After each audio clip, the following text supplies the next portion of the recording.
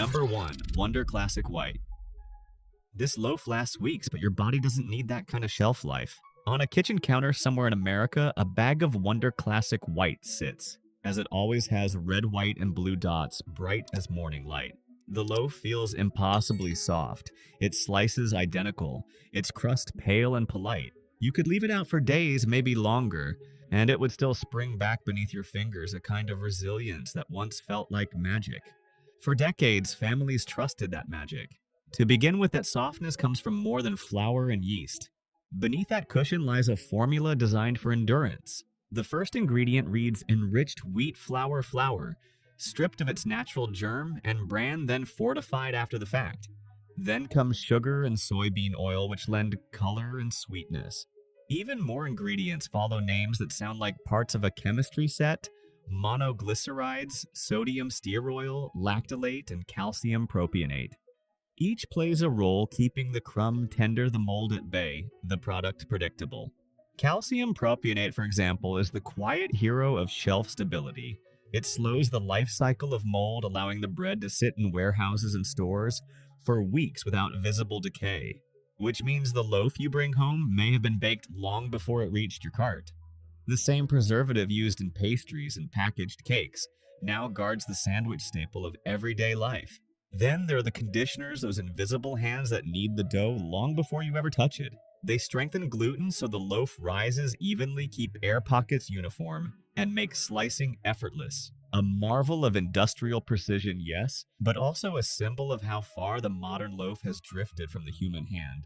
Beneath that softness is a chemistry of its own. In truth, nothing here is illegal and none of it will harm you in a single bite. The concern lies elsewhere in what's been lost.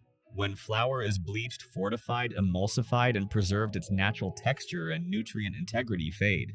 Bread becomes less a living food and more a stable commodity. The transformation is subtle flavor, flattened aroma, faint chew reduced to uniform sponge. Ask an older baker and they'll tell you bread used to breathe. It lived for a day or two, then hardened, ready for crumbs or toast. Now, thanks to preservatives like calcium propionate, that simple rhythm of bake and fade no longer applies. Longevity has replaced freshness as the measure of success. For many, that's convenient. A mother once told a food journalist, "It never goes bad, that's why we buy it." She wasn't wrong. In a world of busy schedules and long commutes, durability feels like reliability. But what lingers is a quiet irony. The longer our bread lives, the less life it holds. Ultimately, Wonder's endurance mirrors our hunger for ease bread that waits for us, not the other way around. Yet behind the comfort of that soft slice is a trade we rarely see: time gained, for taste loss, predictability, for purity. Bread is meant to breathe, not endure. When softness outlasts time itself, something has changed in the recipe and in us. They sell sugar by the pound disguised as sandwich bread. First, the numbers. A single slice of Sunbeam Giant White holds roughly 2 to 3 grams of sugar. 2 slices, a typical sandwich, give you nearly the same sugar load as a glazed donut. In contrast, the label doesn't shout about sweetness, it whispers it. The bag shows smiling children, bright yellow color, and the nostalgic baked by Aunt Millie's emblem that has been part of American kitchens for generations. It looks like a promise of innocence, yet inside that soft crumb is a quiet drift toward dessert. What few realize is that sugar in bread isn't simply a flavor choice, it is architecture. Sugar feeds yeast for a quick, uniform rise. It caramelizes in the oven to deliver that gentle golden hue. It keeps moisture trapped, prolonging softness long after a homemade loaf would have turned firm. Underneath that flavor lies chemistry disguised as comfort. Next comes the syrupy pattern that now defines the mass market loaf. Since the 1980s, industrial bakeries have leaned heavily on high fructose corn syrup and refined sugar to guarantee consistency across millions of loaves. Each formulation tweaks the balance just enough to trigger pleasure on the palate, but not enough to taste overtly sweet. The result is a generation of eaters conditioned to associate fresh with slightly sweet. By now, even the browning of crust and the smoothness of crumbs depend on that hidden sweetness. As a result, bread once made from patience time, fermentation care is now powered by the chemistry of instant gratification. The process no longer waits for the dough to mature. It simply adds sweetness to mimic what slow fermentation once created naturally. Inside the Sunbeam plant, that formula is a triumph of efficiency. Every loaf looks and feels identical. A design marvel for logistics, a quiet tragedy for taste. The recipe allows the company to ship bread coast to coast without losing texture, without visible staleness, without reminding anyone that real bread ever changes with the day. What few realize is that sugar isn't just sweet, it's structural. It binds water, interferes with gluten, and helps the loaf resist the air itself. A scientist at the Food Research Institute once called it the edible plasticizer of modern baking. The phrase sounds clinical, yet it captures the truth. The very softness we praise comes from the same chemistry that makes pastries last week's. Picture a grandparent in a small kitchen packing lunch for a grandchild. 2 slices of Sunbeam, a swipe of peanut butter, maybe a spoon of jelly. A loving gesture, yet one that quietly delivers more sugar than a cookie. No warning, no awareness, just routine built on memory. Generations grow up equating that soft yellow bag with care, and yet sweetness changes the palate slowly. The more we eat it, the less we notice it. What once felt indulgent becomes neutral, and the neutral becomes necessity. That is how marketing wins, not through deception, but through habit. So the question is, when did bread stop tasting like grain? Perhaps the answer lies in this loaf. It shows how convenience and craving now walk hand in hand, wrapped in wax paper and nostalgia. By the time you finish reading the label, you may realize the sweetness we taste isn't flavor, it's conditioning. And the loaf that once fed our hunger now feeds our habit. Pepperidge Farm calls it Farmhouse Hearty White, a name that sounds like honesty itself, the kind you'd expect from a wooden table and a warm oven somewhere out in the country. Heartiness on the shelf, emptiness in the ingredient list. From a distance, it even looks artisanal. The bag uses muted beige tones and old-fashioned lettering. A sketch of a barn, maybe a wheat stalk, curling near the logo. Thick cut slices peek through the plastic window, promising density, warmth, and care. It feels like bread made by hand until you read the fine print. On one hand, that word farmhouse does something powerful. It signals comfort craft family. It makes us trust before we even taste. Yet behind the label, farmhouse is a brand strategy, not a bakery. The loaves roll off mechanized lines thousands per hour, each one weighed, cooled, and sealed with machine precision. What was once the aroma of effort has become the scent of marketing. Moreover, the ingredient list tells a quieter story. The first line reads, enriched wheat flour, the same refined base used in almost every supermarket white bread. Next comes sugar, soybean oil, yeast, and salt. Then in smaller letters, monoglycerides, calcium propionate sorbic acid. According to company disclosures, those are there to maintain freshness and texture. In fairness, they work. That loaf can last on a pantry shelf far longer than anything baked in a real farmhouse ever could. Still, legality and authenticity are not the same. According to FDA regulations, every additive listed here is perfectly allowed. None are dangerous in isolation. The agency sets limits to protect public health, and manufacturers comply. But compliance does not equal transparency. The average shopper sees Hearty White, imagines stone-ground flour and short shelf life, and walks away feeling reassured. The label keeps its promise linguistically, if not nutritionally. Behind the label lies a fascinating balancing act. Each additive plays a role. Monoglycerides and sodium stauryl lactylate strengthen gluten, giving that uniform chew. Calcium propionate and sorbic acid suppress mold, preserving the illusion of freshness. The bread feels dense, smells slightly sweet, resists staleness.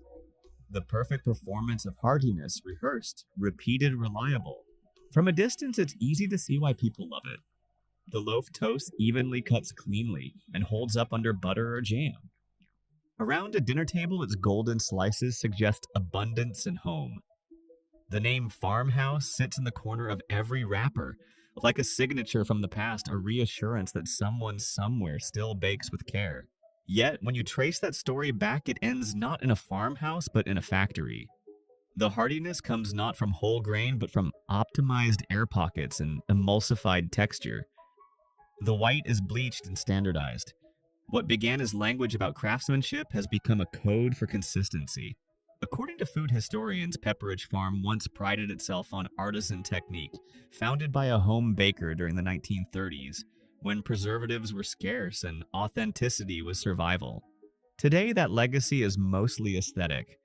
The handwriting style logo, the parchment colored label, the warm palette, all designed to evoke a past that packaging can mimic but never recreate. Still, it would be unfair to say this loaf is harmful. It feeds, it fills, it satisfies a habit of comfort. But when marketing replaces milling, the meaning of bread changes. We no longer judge it by freshness or flavor, but by the story it tells on the shelf. Ultimately, the gap between image and ingredient says something larger than one brand. It shows how the language of food has learned to borrow trust faster than it earns it. Sometimes the rustic story is real, it just doesn't live inside a plastic bag. According to the brand's own nutrition panel, Sara Lee's Artisano Brioche contains about 3 grams of sugar per slice, roughly the same as a piece of sweet pastry. Yet most people never think of it that way. They see the gold-striped bag, the buttery hue, the word artisano, and assume they're buying something closer to the bakery than the candy aisle. Initially, the experience confirms that belief.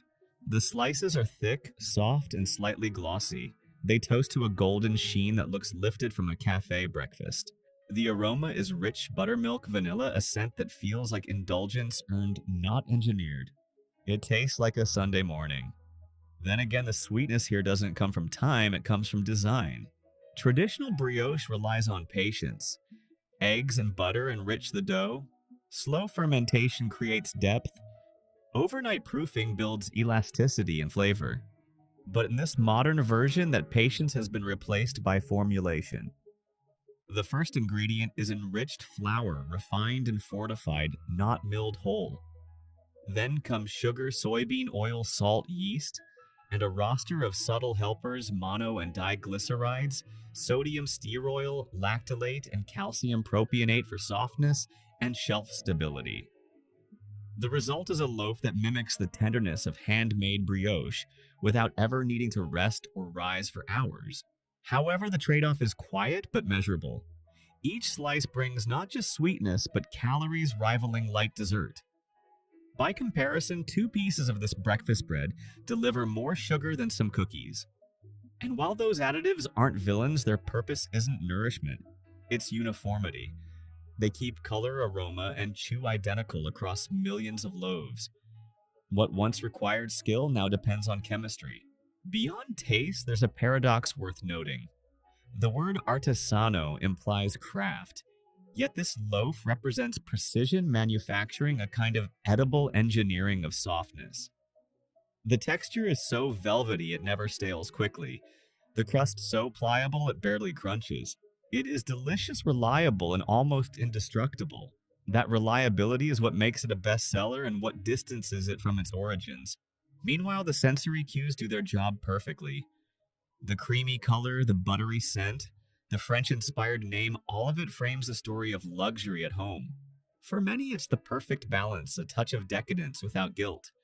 But that comfort is calibrated. The loaf is built to trigger nostalgia for the bakery, not to behave like one. A food technologist once described modern brioche loaves as pastry disguised as bread. It isn't an insult, it's accuracy.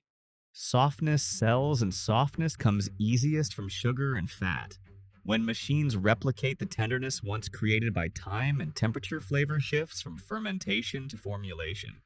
Picture a breakfast table steamed from coffee butter spreading easily across the golden surface of an artisano slice. Everything about the moment feels wholesome. Yet beneath that perfection lies a question. When flavor becomes too consistent, does it still feel real? Despite all this, the loaf isn't deceitful. It offers what it promises: pleasure, and perhaps that's the point. Modern food doesn't chase authenticity, it simulates it. The artisans are now chemists, and their canvas is shelf life. In the end, what we call flavor might just be memory, and this loaf knows exactly how to imitate both. Nature's Own calls it perfectly crafted multigrain. A name so confident you could almost skip the label, which is exactly the problem. On the shelf, it looks wholesome in every direction.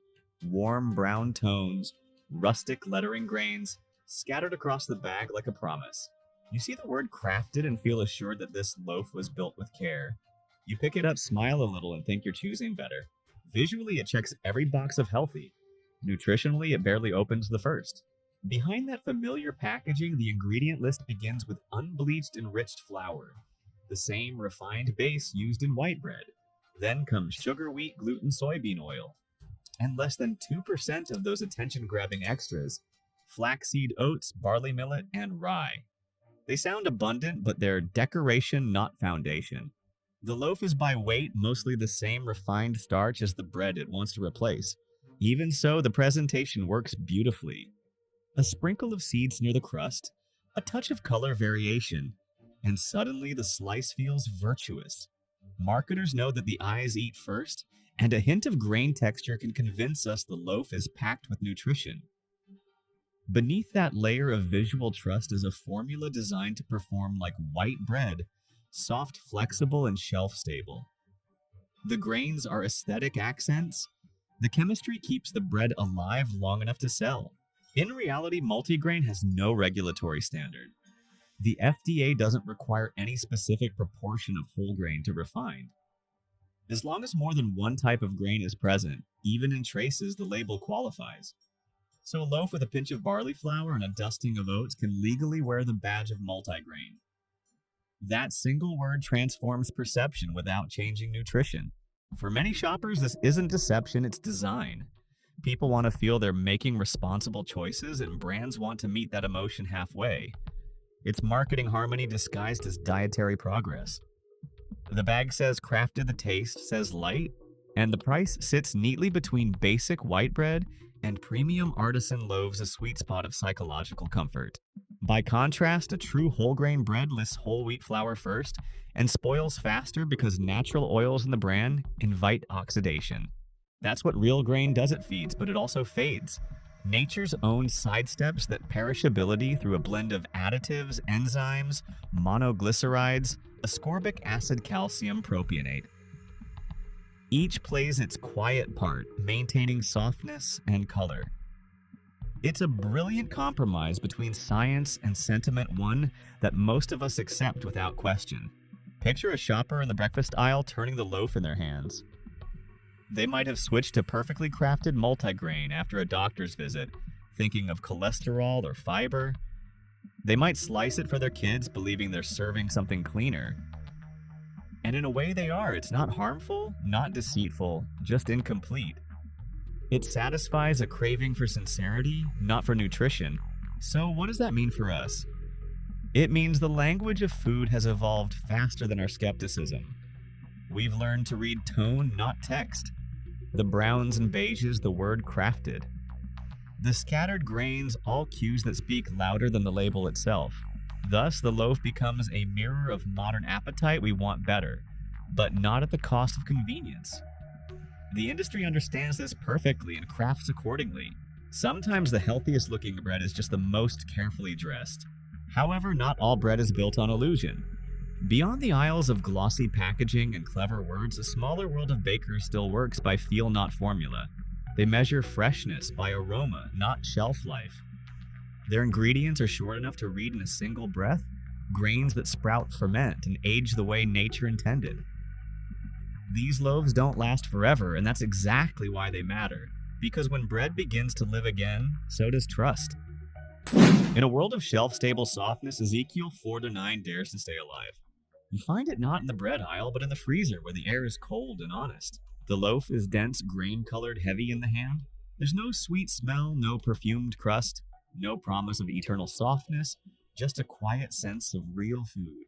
It doesn't compete for attention. It earns it. Instead of preservatives, it relies on time itself. The bakers at Food for Life follow an ancient verse from the book of Ezekiel. Take wheat and barley beans and lentils, millet and spelt. The recipe is literal scripture, 6 grains sprouted together, ground while still alive, mixed with water, yeast, and sea salt. No flour, no sugar, no chemical cushion. Because of that, it must live in the freezer, not on the shelf. Alongside the verse, it's a philosophy: let grain be food, only after it begins to grow. When a seed sprouts, enzymes awaken, starch turns into energy your body can use, and nutrients unlock from their shells. As it turns out, when a grain begins to live, your body understands it better. Digestion slows naturally, blood sugar steadies, fiber works as intended. What the industrial loaf simulates with chemistry, This one achieves by patience. More than nutrition, it's a return to humility. The loaf spoils if forgotten, stiffens if mishandled, crumbles if rushed. Every weakness is proof of honesty.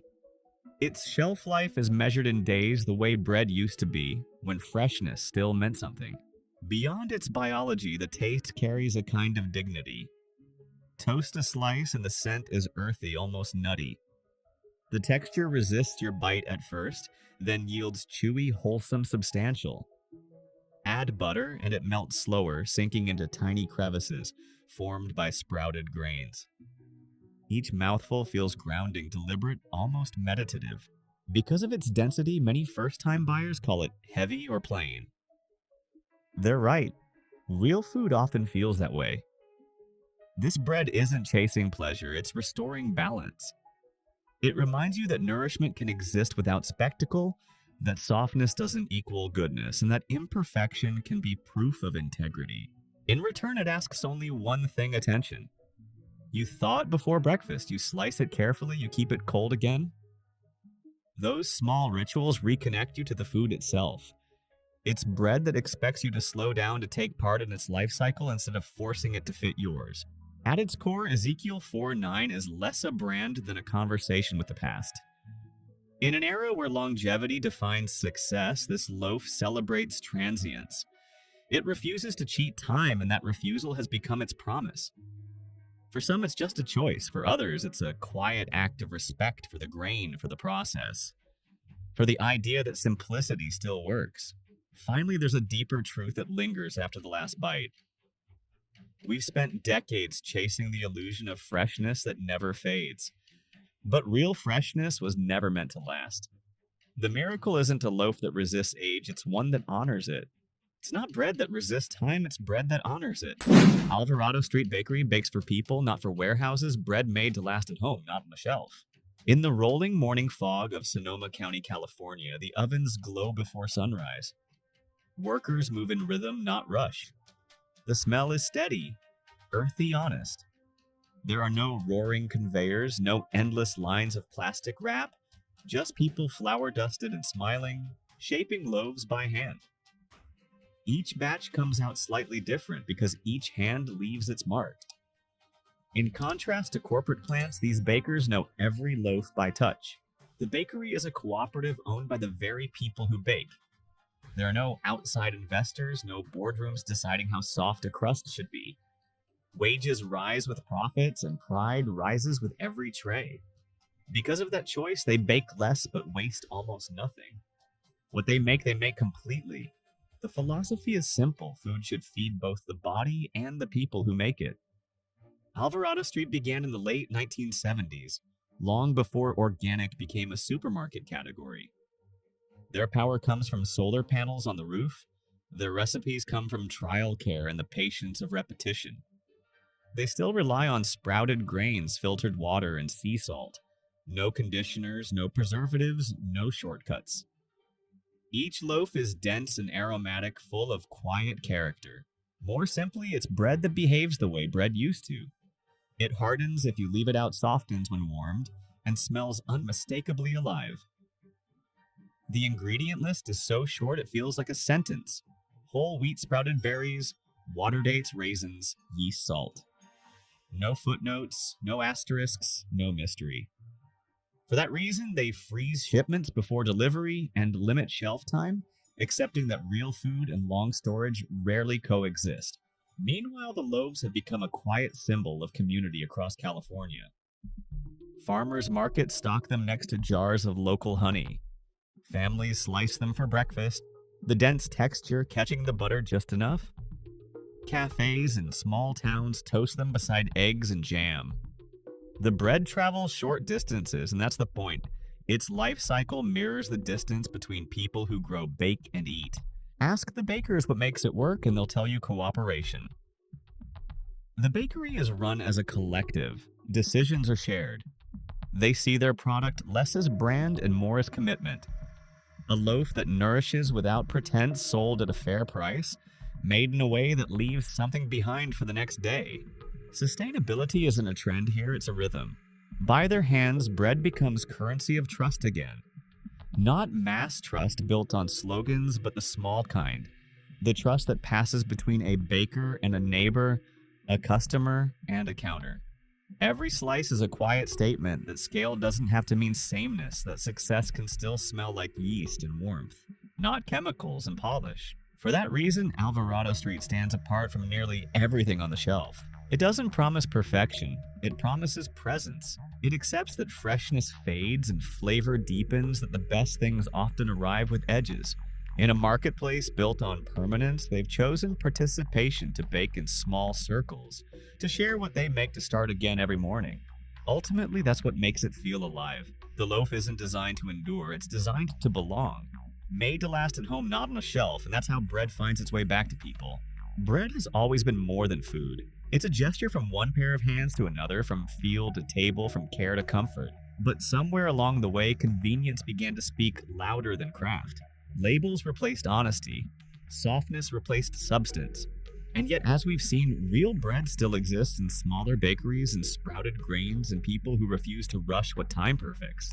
Every slice tells a story of what we value: patience, purity, and presence.